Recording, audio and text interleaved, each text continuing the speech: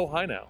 I was explaining to my good libertarian friends about the magic of Hot Fuzz and Shaun of the Dead, and neither of them watched it because it all started with hip hop grand mistress here with her cool hat that says Taxation is theft. Taxation is theft to celebrate Tax Day coming up next week, and I made a HAL 2000 reference from Space Odyssey. Mm-hmm. Peter explained that you had never seen it. Yeah, I know the reference, but have not seen the film. But this is now being shown at the Libertarian World Headquarters of Southern Arizona. Next week, Thursday. That's amazing. Doors open at 5:30. Movie starts at 6. I love it. Mm-hmm. I love it. So anyway, HAL 2000. So Peter, for some god-awful reason, you wanted to say, look, you said, you wanted to tie Lord of the Rings in with the Trump administration. Yeah. Okay. But I want to, in full disclosure, a friend of yours did a Claude AI Inquiry. Yes. Yeah. Which I think, I can't speak for my friend Drew here, but I think we're both disgusted that you were basing any of this on AI. Right. Absolutely. Do you feel dirty? I do. Okay. I do, but I don't because I'm not the one who did it. I wasn't there when it happened. The other kids were smoking pot there, Dad. I wasn't. Yeah. He didn't inhale. Drew beat me to it. My hands are clean of this, but because are they? But are they though? To be a little blood spatter there, Lady Macbeth. But keep going. Keep going. Because I learned of this afterward, I'm still able to talk about it. So yeah, it seems like a kind of a weird connection, right? But here's the interesting thing. Yes. So to give some background, you need to know about the Dark Enlightenment. And I think we've discussed that before on the show probably a few months ago. Explain it in 31 seconds or less, the Dark Enlightenment. Dark Enlightenment is a philosophy that was developed by Nick Land, who's a Brit, and Curtis Yarvin, who's out of Silicon Valley, about how the actual Enlightenment is the reason why we're experiencing so many bad things and why we can never have nice things. So we have to reverse it. And the way to do it is to turn our republic into a corporation with a CEO at the top, basically acting as a corporate king and sovereign and monetizing everything in the country so that rather than voting citizens, we become shareholders. So that's the model. And that has been very influential on a lot of the decision-making behind the scenes in the Trump administration, starting probably on the campaign trail back in 24, leading into when it came into ascendancy last year in 25. We think some shareholders might become more equal than other shareholders, as we say at the old farm. That's part of the nature of shareholders. Shareholders are never equal, right? Yeah, so that is kind of the background to this. Now, what is interesting is this person in question, they made a query to Claude, which is Anthropic's agentic AI, their large language model. And the question was, map the Lord of the Rings mythology onto the Trump administration, because one of the really salient features of Silicon Valley, which is, what I would argue is probably one of the two largest entities that are influencing the administration, is they name all their stuff after Lord of the Rings. Right, Palantir, the Seeing Stones. Yeah, Palantir, right. Anduril, Mithril Capital, Narya Capital. Now you've got Ereborn, which is supposed to be the sovereign wealth fund, which will hold all of the wealth of the country that we will all be tied into, and it's going to be managed through XAI. Soiling Narya with a capital fund, right? And so it was interesting because one of the things that Claude suggested is that we're following a theme from Return of the King, okay. And that theme involves the Mad King archetype. So there was this guy, and I'm horrible with the names from Lord of the Rings. I want to say his name was Denethor. Yes. But he was this guy who was basically, he was a steward of the realm in the absence of the king. Correct. So the kingdom of Gondor, the big white the big white city in Return of the King, what happened was they installed a steward system basically that became hereditary, Right. right? Yeah. Until, quote, spoiler, the Return of the King, Mm-hmm. which turns out to be Aragorn, Right. son of Arathorn. Exactly. So And so what is important about that is, do I have this guy's name right? Denethor? Denethor is correct. Okay, You're saying it right. You're there. Okay. So Denethor, if you've read the books or if you've seen the movies, he had two sons. The first son was part of the original Fellowship of the Ring, Boromir. who died. Sean Bean, of course. Sean Bean dies in most of his movies. Okay, perfect. Right. And he Look was it up. There's a compilation of it. It's very sad. Okay, good to know. And so he was the favorite son, right? And so the surviving son, his brother, basically gets sent into battle to die by his father, Denethor. Correct. And he returns and basically is considered by his father to be a disappointment. And his father goes mad at some point, and his son is unconscious because of being in battle. And so his father tries to immolate him. Right? Correct. Tries to set him on fire. And in so doing, basically other heroes in the movie fight him off, and he ends up actually catching on fire himself, jumping out the window. But this is the Mad King archetype who gets ultimately displaced by Aragorn. So what Claude says is that Trump is being set up as Denethor. He's being set up as the Mad King. We started talking about this off air a little bit in regard to the goings-on Easter morning, right? Trump and the Easter Bunny. Lots of other things playing into that right now. Lots of people sort of questioning his sanity a little bit for various reasons. Rightly or wrongfully, the questioning is happening. J.D. Vance has been sort of tangibly absent in everything that's been going on with the Iran invasion, right? He's kind of been... Now, in the update world, J.D. Vance was supposedly, because they originally showed him up in one of the eastern countries. He was propping up some President Orban out there. I forgot what country he's in again. But he supposedly was part of this 15-day ceasefire discussion. Right. So just to let you know, he hasn't been totally... No. But again, I don't know what's going on in reality. I'm just telling you, all what we know is that he was supposedly part of the ceasefire discussion that happened. Well, and that's perfect for this discussion, because as part of that ceasefire discussion, he may be framed as kind of a voice of reason. So the argument could be that the invasion, when it happened in the first place, was illegal, or it was ill-advised. It wasn't well thought out. It hasn't gone the way that people thought. Kind of crazy. When was the last legal war we had, Peter? World War II. I mean, so we had this discussion. He kind of pissed off. His name's Charles Goyette out of Phoenix, and I know he ticked off some of our listeners because he was talking about how we've had hundreds of military operations with no declaration of anything, right? Right. But in the end, and I mean, you guys can disagree with me, this is what we do here, right? Is the fact that no legislator actually wants to be on a vote for or against the war, depending on how it goes politically, because... Because they aren't tied to the Constitution and that oath that they took. They're tied to whether or not they're going to get voted back into office. So they're happy to abdicate their declaration of war powers, that they don't have to ever be pinned on them that they were either against a popular war that went well, or they were for a crappy war that went bad. Right. That's how, I mean, in the end, Congress, the abdication of their responsibility for 90 years... It's just astounding. Sure. No, 5 years. Congress has some responsibility to. They have to accept that responsibility of abdication of their own constitutional. That's why we have so much executive power going on, right? Because they don't. Well, so I think as long as they get to control the money, they don't care about what's going on the rest of the time. Sure. That's what I see. Sure. No, and do they control the money, or they just get their piece of the stolen pie? I think that's Well, so I'm with you. So there's that perception, correct, of controlling the money. Yes. But then they throw their little crumbs out to you, and then you get to go back to your district and go, I got you money for a new bridge or whatever it is, right? But just and again, Schweikert just gave us the update when him and I were speaking last week together. We're over $100,000 a second now on borrowing.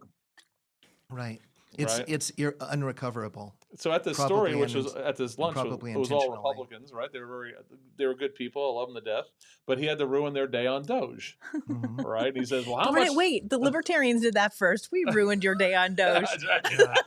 All right, they ruined the libertarians ruined our day on Doge first. I promise. But what happened was he said, "Well, how much do you think really has been saved on Doge?" Right? And the numbers, I think he said 7 billion. Don't hold hold me to the fire on that one. But he goes, "We're going to borrow that by 4 o'clock this afternoon." Right. Right. It was complete So optics. essentially nothing. Right. Yeah, because the average person out there doesn't know how much we're in debt. They know it's probably pretty big, but Yep. they don't have numbers in front of them. So if you give them, let's say, 7 million that Doge saved, it's going to seem pretty impressive. Sounds big. Yeah, it sounds big Once you because realize you the don't numbers. know. Yeah, you don't understand the ratio to the actual Relativity, debt. Einstein. I do want to catch up on a little live chat because sometimes we get talking and I forget. I want to bring in our brothers and sisters out there. Goldwater might be able to help our friend Thomas with some Okay. of his, and actually, Bill already reached out from Goldwater to have that discussion, so we'll Okay. hook up him and Thomas. So Beautiful. that's good. Keith said, "Great call in from Thomas." Catherine, great guest today. Love you guys. I think she means you guys. Sandia Waves. Thomas should visit the Arizona training program in Coolidge for adaptive workshop customer built wheelchairs. Awesome. I'll be there actually, custom since built I'm wheelchairs. an advocate here in Arizona until he gets here. So Got it. And then Penelope said JD Vance stumping for Orban because he feels so strongly that foreign leaders shouldn't interfere with foreign elections. And then it says, "Hi, Zelensky being hosted by Democrats fall of 2024." Right? Yeah. Penelope, you are correct. Remember Obama was doing that too, where he was stumping for certain, I guess in the UK or whatever. You are correct. Don't complain about it if you're going to do it yourself. I learned it by watching you, Dad, as we say in the Say No to Marijuana commercial. So, all right, continue on, Faramir of Gondor. Okay, sure. Well, so ultimately, and we're getting to the main point here, is that if Trump is being framed as Denethor, the Mad King, Yes. Vance is being framed as Aragorn. In other words, the person who is going to be reasonable, who's going to sort of ride in to bring structure and order back to the kingdom. And in his role as vice president, he is in a position to basically fulfill that role. I right? guess my counter to that is Aragorn, when he became king, supposedly did a pretty good job being king. I'm not saying what JD Vance is going to do. Well, I'm just telling you what happened. Aragorn was pretty kick-ass. I'm going to let you know that. No, he was. And I think the parallel breaks down there, but this is a parallel that is being ultimately framed by Silicon Valley. Right. And JD Vance is he's their guy. He's their guy. So it's in their best interest to frame him in this way because he's the one who can give them what they want if he ascends to power. Okay. And so that's basically the. I mean, the telegraphing analogy. of using the words of Professor Tolkien here is pretty wild. Yeah. Right. That all these things, and again, the seeing stones of the Palantir. They weren't a force for good, just to let you know. It was used to seduce. Sauron used the seeing stones to seduce, especially Saruman and that kind of thing. We're getting geeked out now. Sorry, it's life. But okay, I can see where your evil Claude friend's going. Right. So. Well, and so the other thing that's interesting about this is, I mentioned I think there's two primary entities that have been influencing the administration. And I would argue Silicon Valley's one and basically Israel's the other. Israel is aligned most closely with Trump. He's basically the one who is helping them to achieve their goals. Vance would be the one helping Silicon Valley. They are, I would argue, kind of like rival gangs who have some interests in common, and they'll work together to achieve them when they need to, but they're not the same. So what sort of looks like has happened is that Trump has gotten to go first and basically make power moves on the behalf of the people he's aligned with, which is the state of Israel. Silicon Valley's waiting for their turn, right now. They've had a lot of success in terms of domestic rollout. Things like Palantir, for example, the actual company, right, that's named after the Sing Stones. Anduril, Palmer Lucky's company, same thing, and so on and so forth. But the end game is, like what we talked about with Patrick in January, it's technocracy, technocratic control. And that is ultimately, I think, the bigger picture. So, Trump gets to do what he wants to geopolitically. And What's the number one reason the U.S. is involved in anything in the Middle East, Peter? I would say that it is the number one reason. Or the number one reason that they are involved is ultimately to restructure the landscape of the Middle East. But why? Why? So you say, Yeah. what's the most important thing for the U.S. in the Middle East? I think Drew knows I'm trying to set you up here. Yes.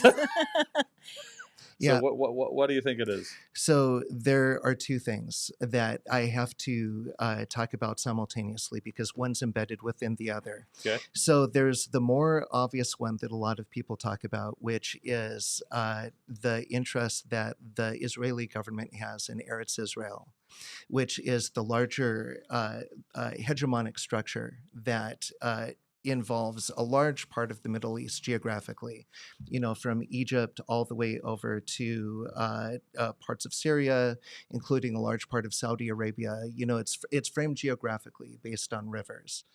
But that is embedded within a larger plan that just recently got a name, as far as I know. It's called IMEC, which is the India Middle East Energy and Economic Corridor, which is a massive piece of real estate that is intended to be competitive with the Belt and Road Initiative.